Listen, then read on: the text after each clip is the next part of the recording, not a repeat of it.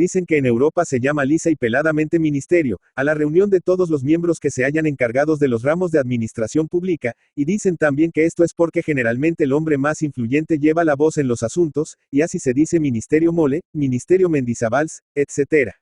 Si es esto verdad o no, díganlo los que han estado en Europa y han echado una ojeada al estado político de aquellos países. Aquí no sucede eso. Los 4 ministros han conservado la independencia de sus funciones y obedecen y mandan a la vez, y sus nombres se imprimen con letra bastardilla en los diarios, sin que los redactores de ellos hayan tenido hasta hoy motivo para encabezar la parte política con actos del ministerio fulano, sino actos del gobierno, y luego, Cámara de Representantes y Corte Suprema de Justicia. Esto ha sucedido desde el establecimiento de la libertad, y la base de ella y de la Constitución, ha estado y está indicada en todos los periódicos. Cada ministerio, pues, tiene una fisonomía particular en sus labores, en sus maneras, en sus empleados y en sus pretendientes. En el Ministerio de la Guerra, todo es actividad, todo movimiento. Sus empleados, todos los más militares, tienen algunas aventuras que contar. 1. Campañas en el sur. Otro, en el norte con los indios bárbaros. Otros, largas peregrinaciones por Morelia y Guadalajara. Y otros en la misma capital que también ha sido teatro donde se han tirado sendos balazos. Hablan con despejo, con gracia, con cierta franqueza militar. No son a veces los más amigos de la milicia, porque dicen que al dulcero le da vasca comer dulce, y platican y ríen, pero despachan con velocidad sus negocios. Todo el día corren de sus mesas a la del mayor, las puertas crujen, los gritos y la campanilla imprimen acción a los viejos muelles de los ordenanzas. Los antecedentes pululan y saltan de mesa en mesa, hasta que un decreto de archive se les da estabilidad, y por la ley de gravedad caen a su centro que son los estantes. Todas las fisonomias que aparecen en el Ministerio de Guerra son severas, de sendos bigotes y de luengas perillas. Todos los cuerpos están adornados de bandas azules o verdes, de galones en el pantalón, de solapas encarnadas, de bordados de oro o de plata, porque concurren naturalmente, tenientes que quieren ser capitanes, capitanes que desean el grado de comandantes de escuadrón o batallón, tenientes coroneles a quienes no se han premiado sus servicios en Texas, y generales que llegan de expediciones o salen a ellas. Todos, se supone, entran deprisa porque es gente ocupada. Pisan recio, hablan conciso, y en su aire marcial y buena apostura se conoce que han estudiado la ordenanza. Las solicitudes debían pasarse a un historiador.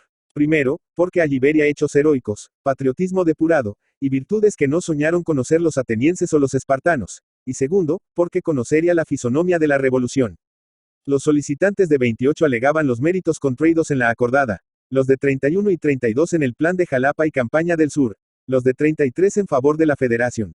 Los de 36 en contra de la Federación. Los de 39 en el 15 de julio en la Ciudadela. Y los de 41, todos cooperaron con sus débiles esfuerzos a la regeneración política.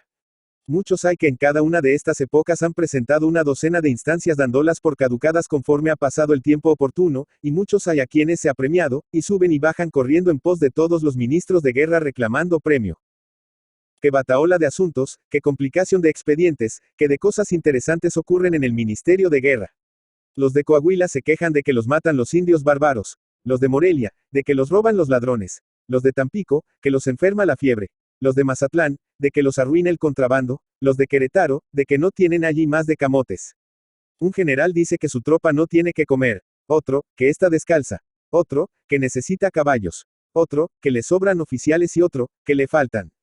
Un extraordinario llega, 2 se van. El acuerdo, el correo ordinario, la firma, todo viene a un tiempo, todo es del día, y eso en épocas pacíficas, que cuando los comandantes generales se enojan, ahí te quiero ver. Ya se ve, entonces balazos y bombas. Pasemos a otro ministerio. El de Relaciones Exteriores forma un contraste con el de guerra, y debe formarlo. Los asuntos diplomáticos exigen calma y madurez. Es menester ojear a Grocio y Pufendorf, registrar el derecho marítimo y aprender de memoria el internacional. Los códigos diplomáticos no están tan claros y terminantes como los artículos de la ordenanza, y a un ministro extranjero ni se puede arrestar ni sumariar, sino que es menester hacerle 1000 cortesias, 1000 mieles, 1000 agasajos, de los cuales se pagan todos los infrascritos del mundo, mientras no se trata de salud y pesetas. Una silla puesta antes que otra en una función de la catedral, un paso mal dado, una antesala de más tiempo que el acostumbrado, un nombre adjetivo en lugar de un sustantivo en una comunicación oficial, una alegría de nuestra plebe. Cualquiera cosa es objeto de un expediente, porque también la mayor parte de los infrascritos de mundo son fanáticos en la observancia de la diplomacia, que ha venido a ser una especie de religion, con sus ritos, sus sacerdotes, y su premio y su castigo. Los empleados de relaciones tienen unas caras de cortesía, de atención, caras diplomáticas, esto es, revestidas de un aire grave a la vez que afable. Siempre vestidos de limpio, traduciendo periódicos extranjeros con una quietud y un método, que anuncia el buen estado de nuestros negocios exteriores. Siempre pensando surcar el océano, en abordar a las nebulosas playas de Inglaterra, en pasearse por el bullicioso París, o en atravesar las risueñas ciudades italianas y llegar a la clásica Roma a recibir en el hombro suaves presiones de su santidad. Algunos cuentan sus navegaciones a lejanos países, las tempestades en el mar, las costumbres en tierra, la pobreza en las legaciones hispanoamericanas. Los solicitantes allí son de un rango superior. Comerciantes que solicitan consulados, notabilidades de coches que marchan a misiones diplomáticas, ministros extranjeros que reclaman, todos van elegantemente vestidos, buenas maneras, conversación sobre geografía, sobre viajes, sobre derecho de gentes, sobre fuerzas navales, bloqueos y demás cosas de ese tenor.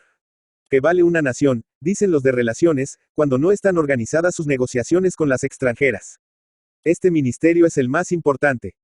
Lleguemos al de Hacienda, que es el foco donde se reúnen militares que piden, agiotistas que prestan y cobran, licenciados que abandonan el bufete y cambian a las 7 partidas del rey don Alfonso por la recopilación de Arrillaga, escribanos que dejan su arancel por el marítimo, tenedores de bonos que amenazan arrancar los ejes al mundo si se suspende el pago, bello sexo viudo, marchito, ajado por el tiempo que reclama los descuentos que dejó en vida el difunto.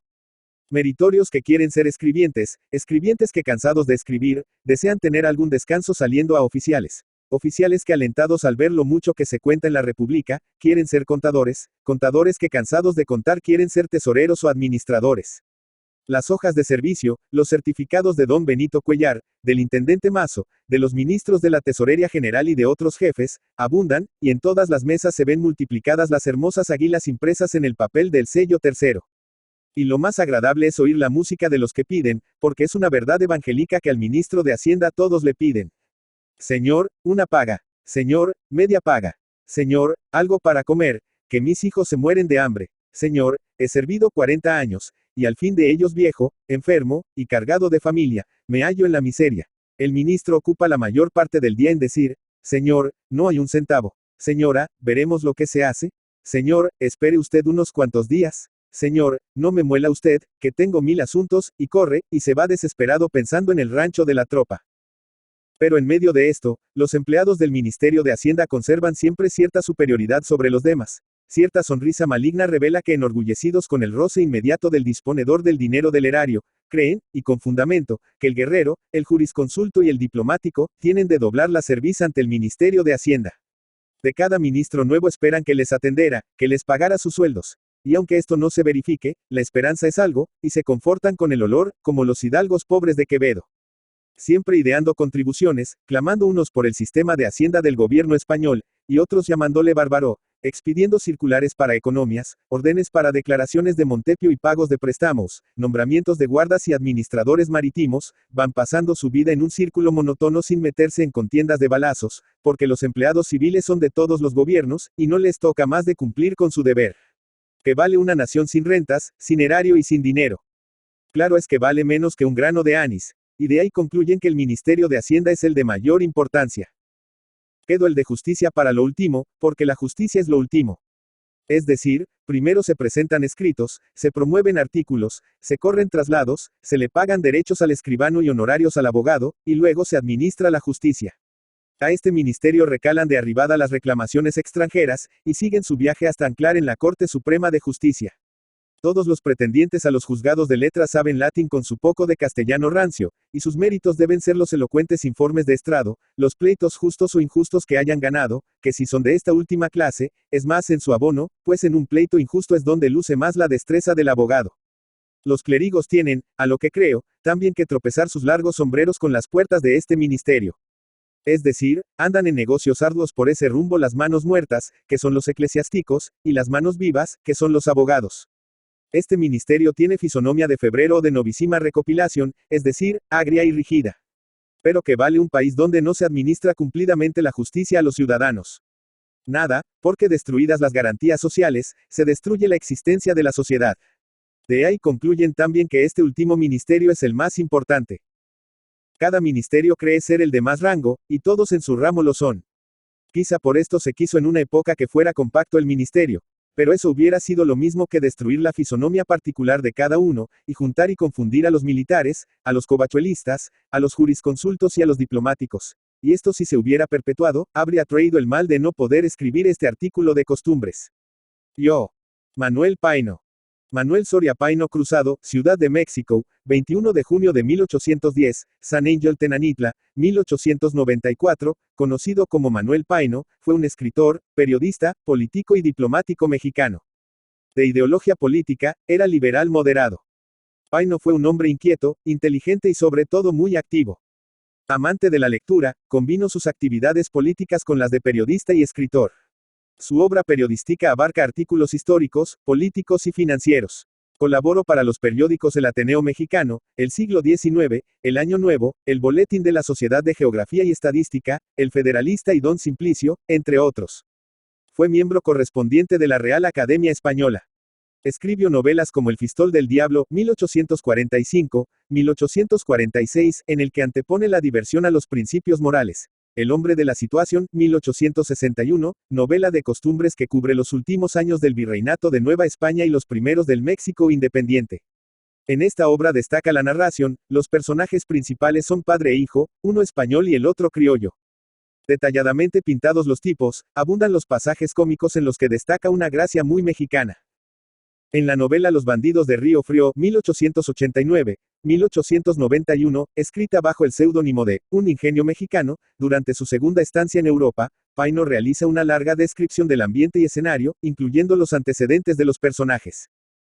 Otras de sus obras son, Compendio de Historia de México, novelas cortas, La España y la Francia, El Libro Rojo con Vicente Riva Palacio, Juana Mateos y Rafael Martínez de la Torre, y La Convención Española.